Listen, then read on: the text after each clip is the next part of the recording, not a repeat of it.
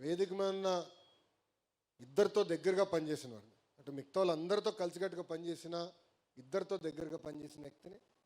మొదటిది మాజీ ఎమ్మెల్సీ రాజు గారు. 2019 ముందల ఆయనకి మనం ఎమ్మెల్సీ ఇచ్చాం, గౌరవించాం. ప్రభుత్వం మారిన తర్వాత ఎట్టి పరిస్థితుల్లో మన ఎమ్మెల్సీని కొనేదానికి ఆనాటి పాలకులు ప్రయత్నించారు. అమరావతి బిల్ని ఎట్టి పరిస్థితుల్లో కౌన్సిల్లో పాస్ చేయాలని ఒక్కొక్కరికి ఫోన్ చేసి వాళ్ళు డబ్బులు ఇస్తాం, భూమి ఇస్తాం, మళ్ళీ తిరిగి మిమ్మల్ని ఎమ్మెల్సీ చేస్తామంటే ముగ్గురు మినహా మిగతా వాళ్ళందరూ ఒకే నినాదం, అది జై తెలుగుదేశం, జై చంద్రబాబు గారు నిలబడ్డారు. నా కౌన్సిల్లో చాలా విషయాలు మీకు తెలియవు, ఎందుకంటే కెమెరా ఎప్పుడు మా వైపు తిరిగేది కాదు, ఎప్పుడు అధికార వైపే ఉండేది ఆ కెమెరా. కానీ కొన్ని విషయాలు కౌన్సిల్లో నా పైన దాడి చేశారు. ఇక్కడన్నా వీడిపైన దాడి చేస్తే తగ్గుంటాడు అనుకున్నారు, కానీ వాళ్ళకి అర్థం వల్ల.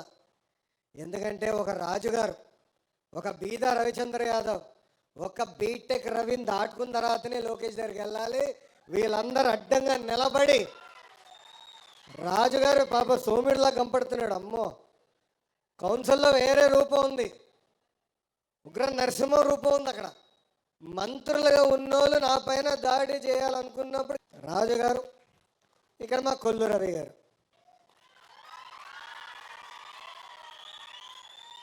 నేను రవణకి ఎప్పుడు ఒక మాట చెప్పాను, అన్న నువ్వు చాలా స్లో అన్నా అని. అదంతా 2019 ముందల నెలే. అడగండి, ఎప్పుడు చెప్తా అన్నా నువ్వు స్లో అన్నా, కొంచెం స్పీడ్ పెంచు, కొంచెం స్పీడ్ గట్టిగా అంటే చేస్తా అంటాడు, చేయడు. కానీ అదే ప్రతిపక్షంలోకి వచ్చిన తర్వాత నిలబడిన విధానం, ఎన్ని కేసులు పెట్టినా భయపడకుండా నేను నిలబడతా, టీడీపీ కోసం నిలబడతా, చంద్రబాబు నాయుడు గారి కోసం నిలబడతానని చెప్పిన వ్యక్తి మా రవణ. ఇంకా మచిలీపట్నం అంటే తెలుగుదేశం పార్టీ, తెలుగుదేశం పార్టీ అంటేనే మచిలీపట్నం. మచిలీపట్నం ఎప్పుడు గెలిచామో అప్పుడే రాష్ట్ర వ్యాప్తంగా మన పసుపు జెండా ఎగిరింది. ఆ జెండా ఎగిరేసేదానికి కష్టపడిన మీరున్నారు. అడుగడుగున మిమ్మల్ని కూడా ఇబ్బంది పెట్టారు, కేసులు పెట్టారు, బయటికి రానిలా.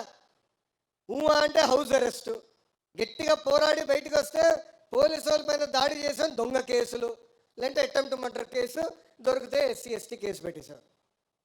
కానీ చెక్కు చెదరకుండా రవణ పిలిపించినా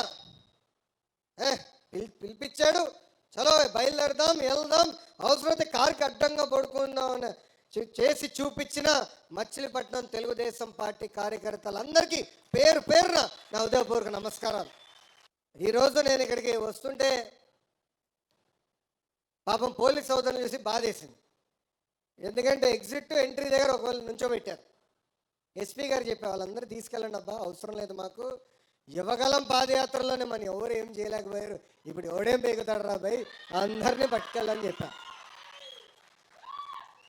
ప్రజాస్వామ్యం ఎంత గొప్పదో ఒక్కసారి మనందరం ఆలోచించాలి. ఏ అధికారులు అయితే మన ఇబ్బంది పెట్టారో, ఏ అధికారులు అయితే మన పైన దొంగ కేసులు పెట్టి చంద్రబాబు నాయుడు గారిని, కొల్లు రవీంద్రన్న జైలుకి పంపించారో, ఈరోజు అదే అధికారుల చేత సెల్యూట్ కొట్టించారంటే అదే మన ప్రజాస్వామ్యం, ప్రజల గొప్పతనం. అడుగడుగున మన ఇబ్బంది పెట్టారు, బయటికి రానిలా. బాబు గారు ఆనాడు ఆత్మకూరులో మన కార్యకర్తలు ఇబ్బంది పెడుతున్నారు, బయలుదేరుతామంటే రవణ కూడా మాతో ఉన్నారు. ఏకంగా గేట్లకి తాళ్ళు కట్టేశారు. స్వామి, పులిని నీళ్ళని లోపల పెడతారు.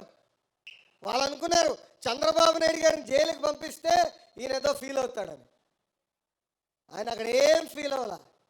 నేను చూసా, మొండి ధైర్యం మామూలుది కాదు భయ్, అదేం ధైర్యమో నాకు తెలియదు. నాకు బాధ కలిగింది. ఆ రోజు నాకు ఎందుకు బాధ కలిగిందంటే బాబు గారిని అరెస్ట్ చేశారని కాదు, ఆ జైలు ముందర 2 శిలాఫలకాలు ఉన్నాయి.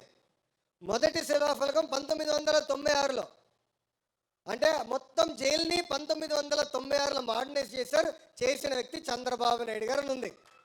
దాని పక్కన 2వ శిలాఫలకం ఉంది, అది 2014 నుంచి 19 మధ్యన ఏ బ్లాక్లో అయితే చంద్రబాబు నాయుడు గారు మేము కలిసేవాళ్ళం, అది కూడా చంద్రబాబు నాయుడు గారే చేశారని. అంటే చివరికి జైల్ని కూడా అభివృద్ధి చేసింది చంద్రబాబు నాయుడు గారిని అలాంటి వ్యక్తిని జైల్లో పెట్టారు. ఆ ఒక్క క్షణం బాధేసింది, బాధ కలిగింది నాకు. బాబు గారిని చూస్తే కళ్ళంట నీళ్ళు వచ్చింది. ఆయన ఒకటన్నారు, ఎందుకురా భయపడుతున్నావు, ఎవడేం చేయగలుగుతాడు మన్ని, ప్రశాంతంగా ఉన్నాను ఇక్కడ, కేసు అన్ని చదువుతున్నా, ఏం పర్వాలేదు, మీరు సరిగ్గా బయట పని చేయట్లేదు, ఇంకా పరిగెత్తండి అంటే ఆ మొండి ధైర్యం ఎవరు అనుకోలే. అందరూ అనుకున్నారు బాబు గారిని జైల్లో పెడితే ఆయన కుమిలిపోతారు, ఇబ్బంది పడతారని. చూసాం కదా పులి, ఆ రోజు జైలు బయటకు వచ్చినప్పుడు కూడా పులిలాగా వచ్చిన వ్యక్తి. ఇది మనం మర్చిపోకూడదు. ఎందుకంటే ఇప్పుడు మన అధికారంలో ఉన్నాం, సెల్యూట్లు కొడతారు, గ్రీన్ కార్పెట్ ఏమన్నా వేస్తారు, రెడ్ కార్పెట్ ఏమన్నా వేస్తారబ్బా. కానీ కష్టకాలాలు మనం మర్చిపోకూడదండి. ఎన్ని ఇబ్బందులు ఎదుర్కొన్నా మనం మర్చిపోకూడదు. నేను పదే పదే అన్ని మీటింగ్లు అంజిరెడ్డి తాత గురించి చెప్పా, మంజులారెడ్డి గారి గురించి చెప్పాను. ఏకంగా మన గాంధీ గారు ఉన్నారు విజయవాడ కార్పొరేటర్గా, అక్కడ ఉన్నవారు ఆయన పైన దాడి చేసి కన్ను తీయేశారు, ఒక కంటి చూపు పోయింది. ఇంకా వాళ్ళని ఆదర్శంగా తీసుకోవాలి. ఇంకా మన నియోజకవర్గం వచ్చేలాగా కొల్లు రవణనే మనకు ఆదర్శం. ఎంత ఇబ్బంది పెట్టారు, అడుగడుగున ఎట్టొకట్ట కట్టేయాలి, ఆపాలి స్పీడ్ అని ఆలోచన. కానీ మన ఆగల, తగ్గేదే లేదని నినాదంతో ముందరికెళ్ళాం. అది తెలుగుదేశం పార్టీ గొప్పతనం. కానీ కష్టకాలాలు మనం మర్చిపోకూడదని. అధికారంలో ఉన్నా ప్రతిపక్షంలో ఉన్నట్టే మనం ఆలోచించాలి. మనందరం ఒక పెద్ద కుటుంబం, సమస్యలు మనకు ఉంటాయి. ప్రభుత్వం 10 నిర్ణయాలు తీసుకుంటే 3 తప్పు అవుతాయి. చెప్పండి, చర్చిద్దాం.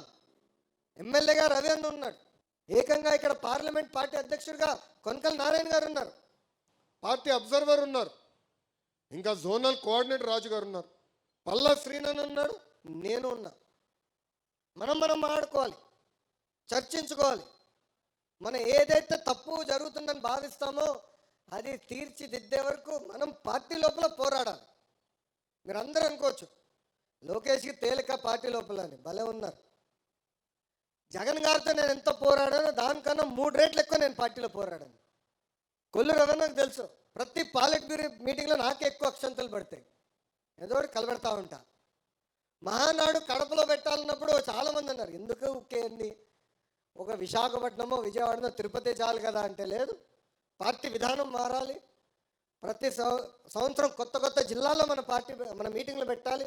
పార్టీ సిద్ధాంతం ఏంటో తెలియాలి, అక్కడ అందరికీ ప్రజలు కూడా తెలియాలి, కార్యకర్తలు కూడా మొత్తం రాష్ట్రం చూడాలి అనే ఆలోచనతో చెప్పా.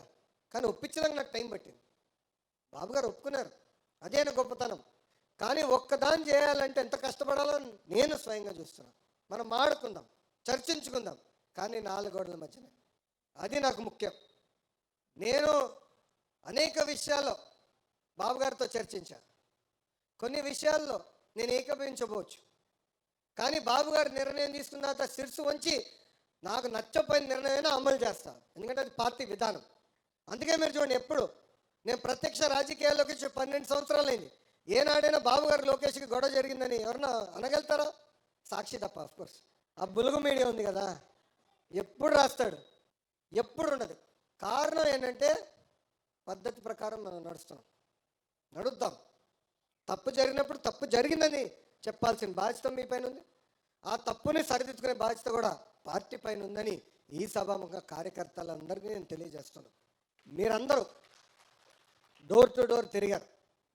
ఐకేఎంఆర్ కానివ్వండి, గతంలో జరిగిన బాధుడే కార్యక్రమం కానివ్వండి, బాబు షూరిటీ భవిష్యత్తు గ్యారంటీ, బాబు సూపర్ 6, చివరికి శంకరావం పేరుతో డోర్ టు డోర్ తిరిగారు. అంటే దాదాపు సంవత్సరానికి ఒకసారి తిరిగాం. కోవిడ్ సమయంలో కూడా ఆన్లైన్ మీటింగ్ పెట్టుకుని మాట్లాడుకునే వాళ్ళం, చర్చించేవాళ్ళం. దానివల్లనే ఈరోజు మనకి ఊహించిన విధంగా మెజారిటీలు వచ్చినాయి. భారతదేశ చరిత్రలో ఎప్పుడు లేని విధంగా 94% సీట్లు కూటమి ప్రభుత్వం కైవసం చేసుకుంది.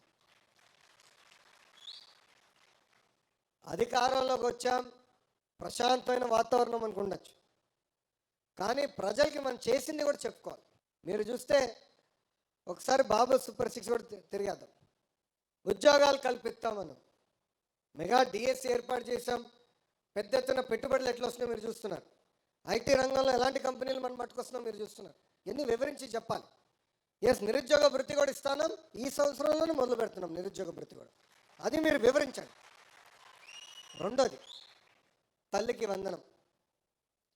తల్లికి వందనం అనేది కేవలం డబ్బులు ఇష్టమే కాదు, భూమి కన్నా ఎక్కువ భారం మోసేది మహిళ.